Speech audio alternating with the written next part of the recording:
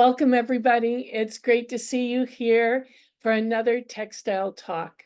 I'm Martha Seelman. I'm the director of Studio Art Quilt Associates. We are one of 4 organizations who put on Textile Talks every week. Studio Art Quilt Associates, Surface Design Association, Quilt Alliance, and the International Quilt Museum are the organizations which host Textile Talks. And we have now given and recorded more than 200 Textile Talks. So please do check out all of the recordings. If you haven't been sitting here for every single one, and even if you have, it's fun to revisit them. There is an index to all of the recordings, so you can search on people, you can search for different techniques. If you go to SAQA.com/Textile Talks, the index is right there, along with a link to the YouTube recordings. I'd like to invite you to consider joining SAQA's global creative community. We have more than 4,000 members in countries around the world who are all passionate about art quilts, and we'd love to welcome you into our community. We have a quarterly journal, we put on an annual conference, we have a lot of different local meetings where you can get together with people who share your passion. And we have an extensive resource library, a lot of which is open to the entire public, but there are special resources that are only available to members.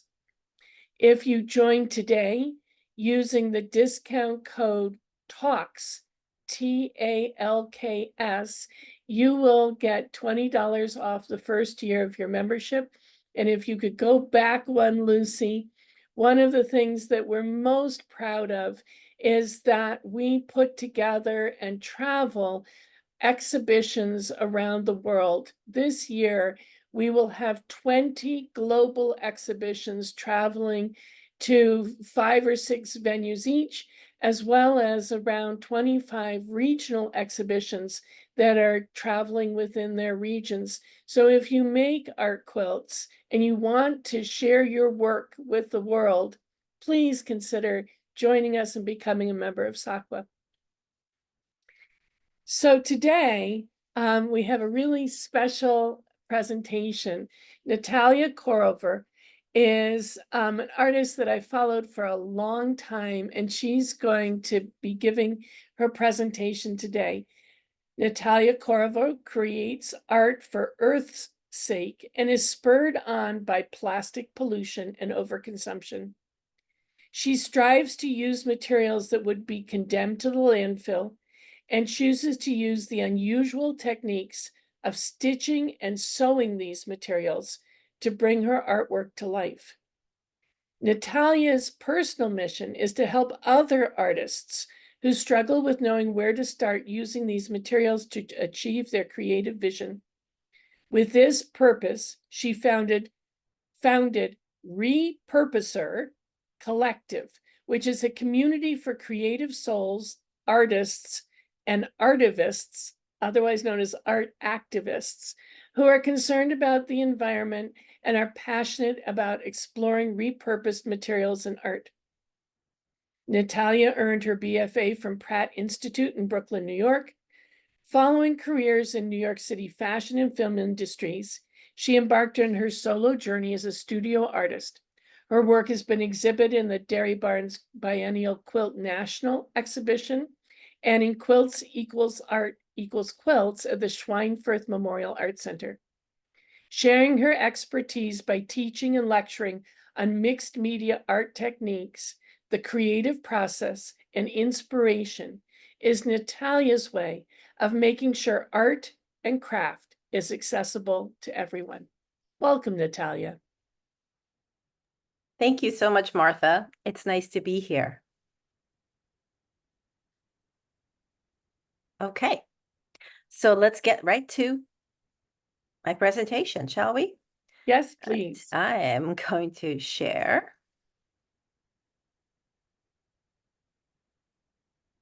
Okay, we're good? Okay. So there are so many approaches to art quilts, and there's so little time. You know, when you are a traditional artist, there's sort of like preordained pathways that you can follow in order to figure out how to start your practice, how to work in a series, or even, just start one artwork. When you are a mixed media artist or a repurposed media artist, like I like to call myself, things are a little different because you're not working with the same materials. You're not working with just paint or pencils or even with just fabric. So I would like to take you through about how I create a brand new artwork, how I explore working in a series, and help you start off on the right foot. Here we go. So, oops, sorry. Come on. It's not catching up to me. There we go. Okay, so we as repurposed media artists have so many materials available to us. It's actually kind of mind-boggling. There are plastic bags, there are dryer sheets. Oh, goodness, sorry. This is not going the right way. There we go. Color catcher sheets right here, paper, straws, dryer sheets. And then there's, of course, even plastic containers, beverage containers, and those are just a few. This is only the beginning of the materials that you can use to make artwork. So what can help you start off on the right foot? I would say rules. I do believe in rules. And the first rule, the number one rule, is curiosity. You need to play and experiment. So here's an experiment in plastic. I was attempting to make 3D waves. Another rule is adding one material at a time to the familiar set of materials. So if you've been using fabric for a long time, then add just one more thing. So perhaps it's plastic shopping bags. That's all. And familiarize with yourself with that. Once you're familiar with the plastic shopping bags, add another item. And perhaps that would be a dryer sheet or plastic netting. Keep experimenting until you feel confident, until you know how this material will behave, or what is your favorite technique with this material? Here's one of my favorite ways to use plastic netting. Then make a small series to see if a material would work for you. And by a small series, that might mean small in stature. So make a small series of 5 by 5, 6 by 7, whatever. Or also make it a small series in number, like only 4 pieces or 5 pieces. It doesn't have to be 20. Sorry about that. Okay, my images are going in the wrong direction. Here we go. Okay, so here's a small series that I did not too long ago, just a few years ago. These were all 4 inches by 4 inches with a few that were 3 inches by 3 inches. I did make a lot of them, but they were all very small in size, so that was easy enough to make them that way. And then you gotta keep going. You can't just stop. If you're struggling, try a different approach. Really, there are so many different ways of doing things. So I'm going to take you through a few approaches of working in my series. I usually have a vision in my head of what I want to do. So I'm going to take you up on a little tour of how I go about making this vision real. So I work for years, I've been working mainly 3 different series of works: the architectural series, a nature-inspired series, and a graffiti-inspired series. So these are my rules for all of my series of works. And these are my rules. Yours may be different. The number 1 rule is use only materials which would go into the trash otherwise. And also be very frugal with a new material, such as thread, for instance. Also, stick to one source of inspiration within a series. That makes the focus much easier. So here is my Plastic Nature series, and here's how I approach it. So I have a vision in my head. Sometimes it's real close-up of a flower, like a la Georgia O'Keeffe. Not that I want to compare myself to her. Perhaps it's a landscape. Maybe I want to do a series in one color, like all pinks or purples, some of my favorite colors. Do I want to make this series of works in all plastic, or perhaps all in dryer sheets? So here are some images from peonies, not from my garden, unfortunately. And these are the images I decided to use for a small series of works. So these were images that I processed in Photoshop. I tweaked them so that they would approximate the vision that I have in my head, but of course they will be completely different once I'm done with them. This is how they turned out to be. So I really focused on making them all the same size. This was 18 by 18.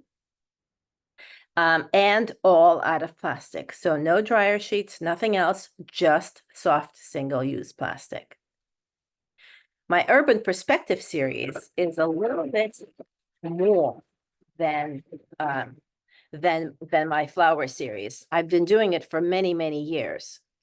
So again, I start off with a vision in my head. Is it going to be one building in an artwork, or is it going to be a series of artworks featuring one building each? Do I want to make a composition? Do I want to make a composition of several different buildings in each artwork? Or do I want to take a photograph of an existing composition and just use that? Perhaps it should be all details. Do I want to just do a detail such as a window or a fire escape? Or do I want to do a whole building? And then again, part of my vision is my material. Do I want to make this artwork or this series all in bubble wrap or all in dryer sheets? Or you get the idea. So here are some images that I have taken around New York City. Even though I have lived close in New York City or just outside of New York City for decades now, I am always on a photo safari. And now that I have have had an iPhone for many, many years, I don't have to carry a camera around with me. So I'm always taking pictures. So I always have a photo library. And frequently, when I first have an idea, this is my photo library of bridges, just a little smattering of it. The first thing I do is go through my photo library to see if I already have an image that can get me started on something that I have in my head. If I don't have an image in my extensive photo library, I will go and take a few pictures. So here are my compositions for a small series of works that I did. This was a series based on images of Pittsburgh, Pennsylvania. And these were all from my own photos. You could possibly use photos from someone else. Just make sure you have permission to use them. But these were all images from my photos, and I like to collage my photos together. So I decided to stick with that. So I collaged many different images together and made these sketches. So two compositions of just buildings, a compositions with buildings and a bridge, and a composition of all buildings.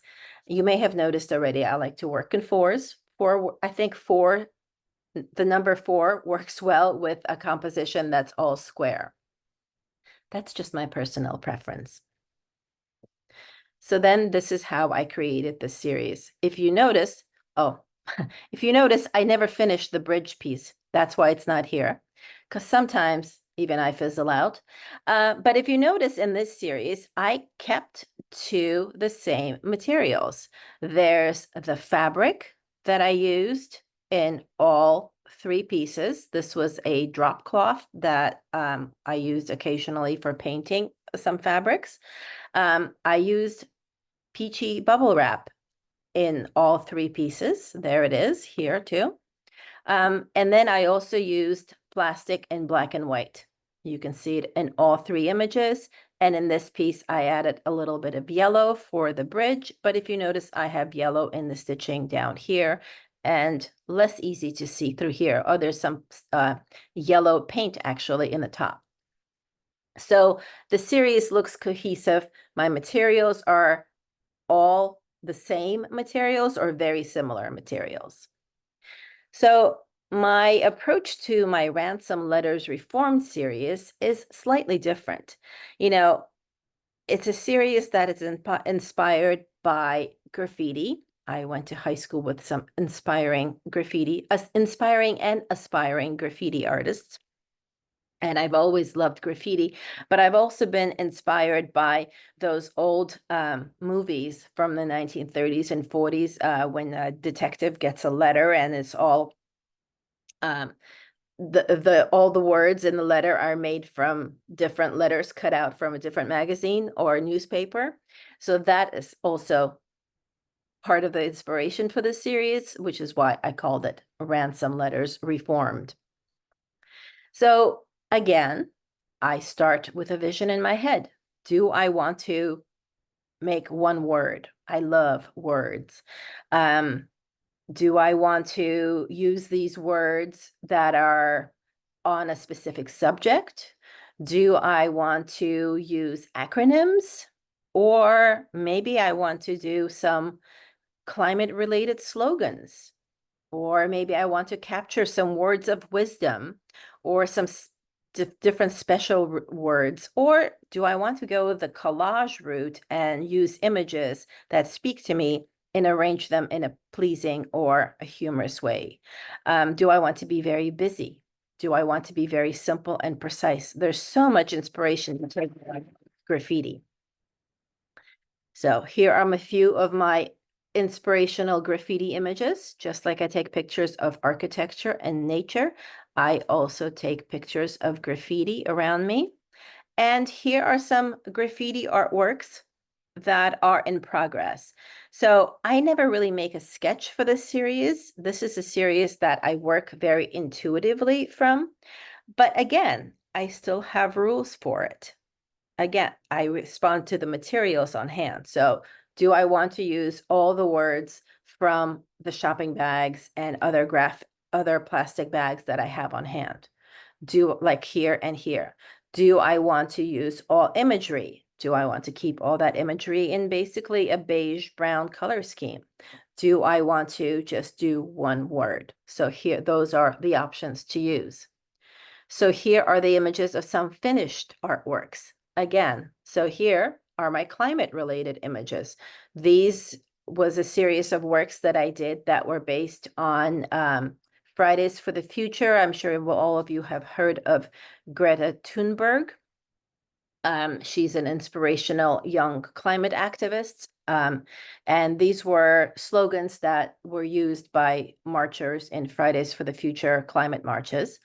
And then these here were words that I felt were needed to be shined a light on, and so to speak. So I wanted to do a more of a graphic designed kind of a piece from using the same letters in all that I find in plastic and beautiful colors and stitching. And these two were both image-based pieces, a little more humorous, got to use that smiley face on a shopping bag in a more interesting way than just leave it as a smiley face on a shopping bag. And I love the collage, putting together collage compositions. So this is my latest series. So I think the graffiti series is actually a perfect lead-in for this series because it's an abstract series of works. And like in the graffiti series, I don't start with a sketch as opposed to the nature-inspired and the architectural series. It's a whole new series of working And these are the visions in my head for this. I'm thinking highly textural. I am thinking a lot about mending, and mending obviously brings up memory. I have lots of memories of learning to mend with my grandmother. She was one of those people, jacks of all trades, that knew how to do a little bit of everything, and mending was one of the things that she actually made enjoyable for me as a kid. Hard to believe.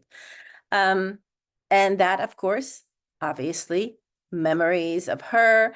I have similar but different memories of my other grandmother. She didn't live long enough for me to get to know her. And when you start to think about memories, you're also thinking of, well, at least I am thinking of perhaps damage done, generational damage done, and healing from that damage. I'm also exploring some really raw feelings. This inner work series is called Inner Work because it's a lot of inner work for me, and I'm trying to express it with my stitches. So some inspirational photos for this series are, for instance, the backs of my own artwork. I have, for some reason, have always been compelled to take photos of the backs of my architectural artworks before they get covered up with a backing or get glued to a canvas. And I never knew what I was going to do with the photos of the backs of the artworks, but I kept them. I've looked at them every now and then, and I think they're now informing this series of mine. And thread snippings. I don't know about you. I save my thread snippings and I take pictures of my thread snippings, and then I'm inspired by them. I love loose threads, whether they're actually thread or cassette tape, like for this instance.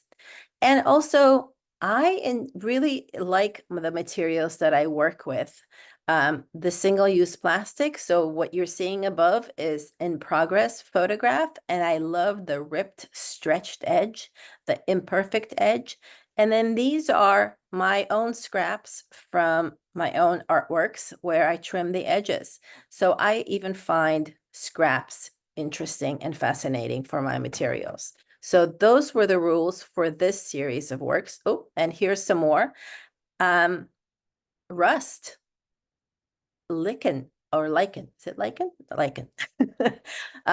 Rusty staples. All of these are inspiring to me that perhaps didn't really make it into the list of inspirations for my other series of works, but they're clearly present in here.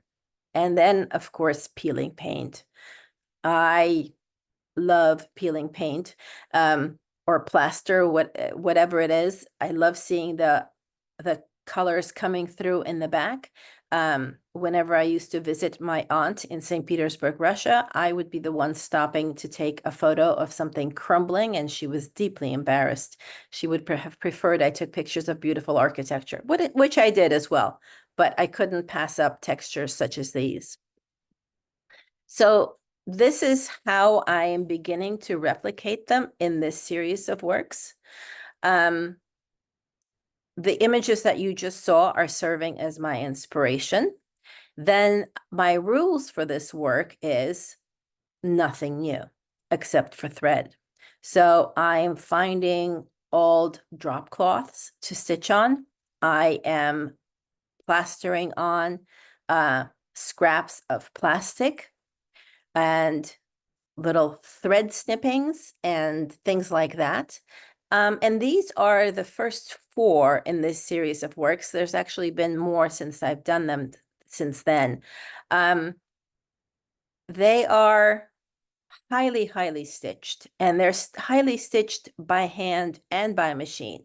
I am one of those people who loves to put the pedal to the metal on my sewing machine. And I do have an industrial machine that I use mostly. I have some home machines as well, but I mostly use my industrial machine, and it has a really big motor. So I feel like I'm really putting the pedal to the metal. So in these collages, first I sort of get my feelings out by going really fast and furious with my machine. So the stitching that you're seeing, this sort of cross-hatch red stitching on this piece, it's a little less visible here, the black stitching a little bit.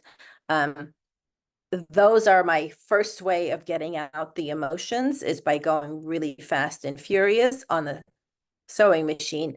And then once those stitches are down, I take it into my hands and it becomes slow and meditative with my hand stitching. And as you can see, the hand stitching is layered quite a bit on these pieces, whether it's in a crosshatch style or just sort of, I try to think of all of my stitching, whether it's by hand or by machine, as though I am drawing with a pencil or a marker. Here's a couple of close-ups because, close-ups are luscious and I enjoy them. So you're looking at some loose thread snippings stitched down by machine in this case. So to review, the best way to make a series of works or one work is make rules, restrictions, whatever you call them, but make the rules and stick to those rules.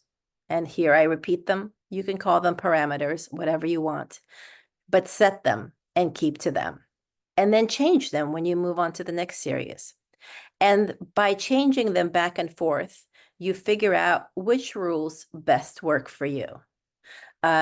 Because, we're all different. And then one rule that I always have, and I encourage you to try this rule, is don't erase a mistake. If you see something awful, don't rip it out.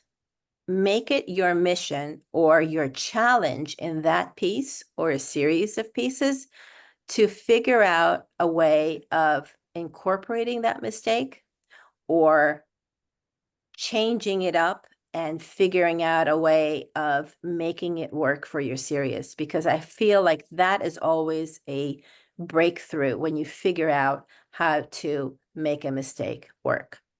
And then, of course, you've got to make more art. That is key. Make more art. So, meanwhile, sorry, Martha, I think I went through this really, really fast. My New Yorker is coming through. Here's where you can find me. My website is artbynatalia.com. I'm on Instagram at artbynatalia.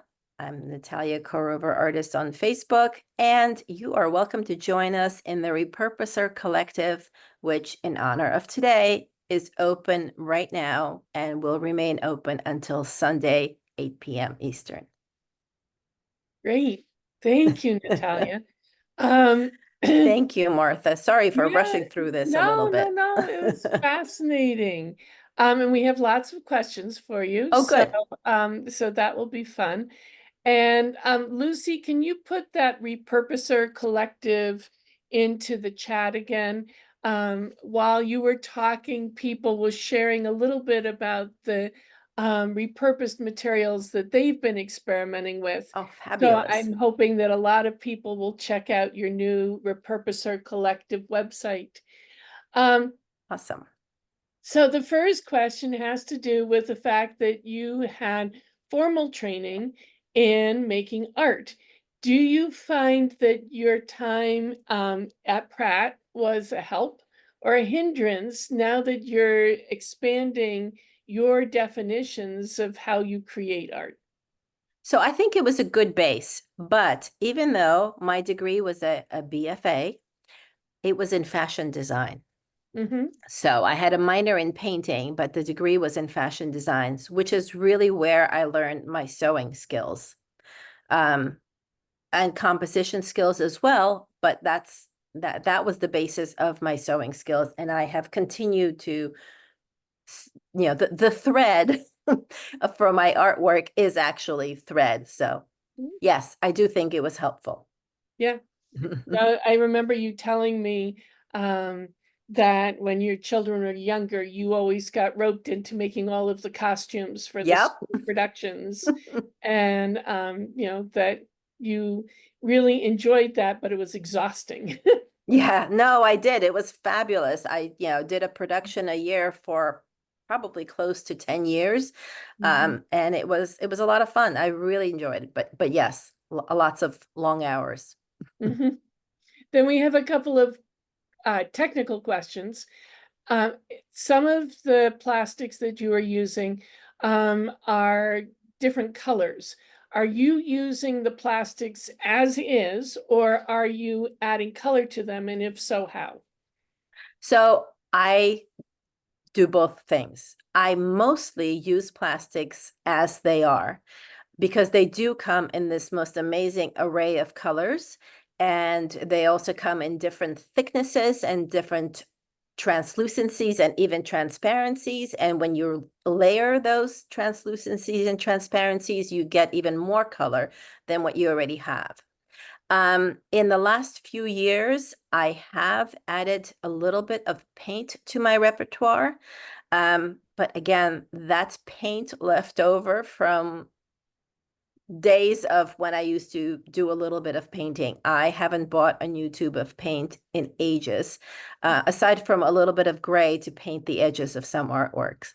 So yes, you can add paint to, and even alcohol inks work well with plastic. Okay, all right. Oh, and And that was acrylic paint. Sorry, I should yeah, specify it. Yeah. yeah, acrylics will adhere to just about everything. Yeah. And Um, acrylic is essentially liquid plastic, to be honest. True, true, but a very useful variation. Yeah. And so I have two different people saying, do you only attach things with stitch, or are you using glues or other adhesives as well? So when I first started making the work from plastic, I was afraid of things falling apart, especially when I was collaging together really small pieces. So I was using glue then, but here's the thing. Plastic is not like fabric. It does not breathe. That glue takes forever to dry. Ah, So I use glue very minimally now. I find that stitching it with machine or by hand is enough to hold it down together. And only in special cases will I use glue when, I don't know, when it's too thick or something, or I want a very, very different look, but very rarely these days. mhm. And then there's two sort of conceptual ones, which is this is Textile Talks. You're part of Studio Art Quilt Associates, but you're not using, for the most part, fabric. You're using other ingredients. So how do you, I don't know, think about your art as fiber art when the plastics don't have fiber? Um, True, all true. But Mhm. I am using similar techniques to what an art quilter would use. I'm using thread, I'm using sewing machine, I'm using hand stitching. And the plastic that I'm using mostly has also very much a fabric-like feel to it. It's very fabric-like. Mhm. Um, so to me, that makes it fiber. I can cut it just like I make that I can cut fabric with. I can cut it with scissors. I can cut it with a rotary cutter. I can do everything to it as I would to fabric, except I don't iron it. Yeah, well, that leads into the question that I had next, which was what are some of the challenges that you have found working with the plastics and the repurposed items? The challenge is usually how to make it behave the way I want it to behave. Mhm. Um, in my general MO for my artwork is I want to use all this trash material, but I want to make it unrecognizable. There are some artists who use the same materials as I do, and they want to make sure it's very recognizable. I like to just hint at it. So I want you to look at my artwork and be like, I think that's fabric, but what is it? And then, read a couple words left over from a tag or something and realize what it is. So my challenge is, plastic stretches, Right. it rips, and when it rips, there's a curved edge. Do I like that curved edge? Do I want to use it? Because there's, that adds texture, or do I want to hide it? I don't like to iron my plastic. I'm not completely against ironing plastic, but plastic has a lot of chemicals in it. So I don't want to iron my plastic. So that becomes the other issue. We talk about plastic pollution now, and there's scientific studies showing how much plastics are in our environment and in our bodies. Yes. So I think about that. I've been working with plastic for decades now. I wonder how much plastic is in me. So I worry about that. And one of the reasons I never started ironing plastic is because I had small children. Now they're grown, so maybe I'll experiment with ironing plastic now, because it's just me and my respirator that I have to worry about. So those are the main challenges, I think. As far as preservation or anything like that, the plastic is going to outlast us all, so I don't worry about that. I bet it'll be here while the fabric pieces are gone. And as far as the artwork itself, it's just like fiber, don't hang it in the full sun. So there's really, those kind of considerations are not something that I have to worry about. It's more of how to disguise it. And I usually disguise it with stitch.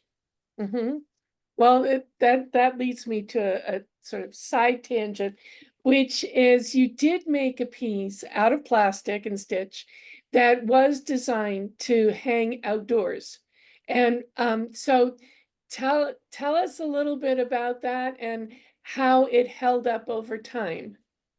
So that piece held up pretty well, and I've experimented with other pieces, but I have learned that soft plastic can't be outside for more than about 2 to 3 months, because after that, and that's the problem with plastic trash along the side of the highway or in the ocean, is it starts to break down when it's exposed to the elements, sun and wind and all of that. So I know that when I make pieces like that, they have to be only temporary installations, because I don't want to add to the plastic pollution that we have. Sure. Yeah, that's the thing I'm discovering. I'm working with some hard plastics now, and they seem to last longer outside. But again, I worry for how long, and I try to experiment with that before I put it out there in the world. And are you collecting the plastics from like the beach or the side of the road, or are people gifting you with their used plastic bags? How are you getting your stash? So most of my stash comes from my own home, because as much as we try to be zero waste here, it's very, very difficult to do. And yeah, everything you buy is wrapped in plastic these days. It's very difficult to buy things that are not wrapped in plastic. So that gives me plenty of material for my own home. I also do some forest cleanups. I don't live too near a beach. I'm not too much of a beach person, but if I'm at a beach, I will pick up some pieces. I usually take the dog for a walk in a local suburban forest, and I pick up trash there, which I will use. But when I have large projects, I do put out the call in my newsletter or my social media, and people do send me and collect their plastics for me. And then usually I have to be asking them to please stop sending it, because I have no room to store it. My project is done. And So in that case, are you cleaning it, or do you have a problem with odors? I've never really had any problem with odors. I try to clean it lightly. I don't want to add water waste to the issue. Okay. So, I mean, and obviously, if I pick up something really disgusting, I will just dispose of it properly instead of using it. But regular, plastic that comes from my home maybe just needs a quick rinse or just a shake out and a wipe. Okay. So minimal And cleaning. are there materials that you won't use? I don't think so. I think I'm pretty open to most materials. I haven't tried all the materials out there yet. So, you know, the options are out there. Mhm. Then we have another series of technical questions Okay. about mounting your work. Are you stitching it to some kind of a stiff background? Are you framing it? How are you making it so it can be hung? So my smaller works and some of my larger works, I like to use an interfacing to stitch onto, or Mhm. now actually I have a new interfacing. It's, you know, all those woven plastic bags that are now sold in the supermarkets because they don't give the regular plastic bag. Mhm. Well, now I have an overabundance of those as well, and those make for a really great substrate. That makes sense. Yeah, you just have to take it apart and flatten it out. So I use that for a lot of substrates. The smaller works, I like to, when it's all stitched and done, I like to glue it onto a canvas or a cradle board. So it gives it more of a painting Mhm. look. Mhm. But I will also hang even plastic work from a sleeve and a bar, just like most art quilts. Um, that especially works well when I have vintage, when I'm stitching onto vintage fabrics, but it works well with plastic Mhm. also. Mhm. Yeah, and then the last question has to do with the main theme of your talk, which is working in a series. Does working in a series take some of the artist's block issue away because you know, well, all right, this is part of the series. It already has parameters. Does Yeah, that repetition really help you keep things flowing? yeah, exactly. And it lets me explore my idea. So I can keep making flowers until I have exhausted every single way that a flower exists in my head. Mm-hmm. Um, you know, this spring, instead of just stitching flowers, I started making flowers with trash that I found, and I was working with them in more 3D ways. And that actually, I think, is expanding my horizons because now I can add so many more materials and so many more different ways of doing. And yeah, it's an easy way to keep going. Like I not to brag, but I don't run out of ideas. I have more ideas in my head than I can Mm-hmm.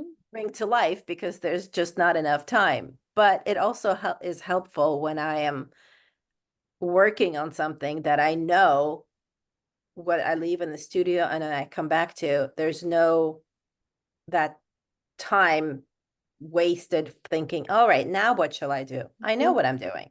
I have a Mm-hmm. purpose ahead of me. Yeah.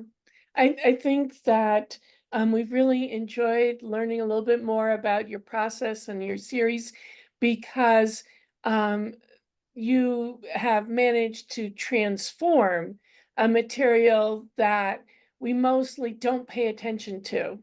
It's a utilitarian material, but you have made it into art.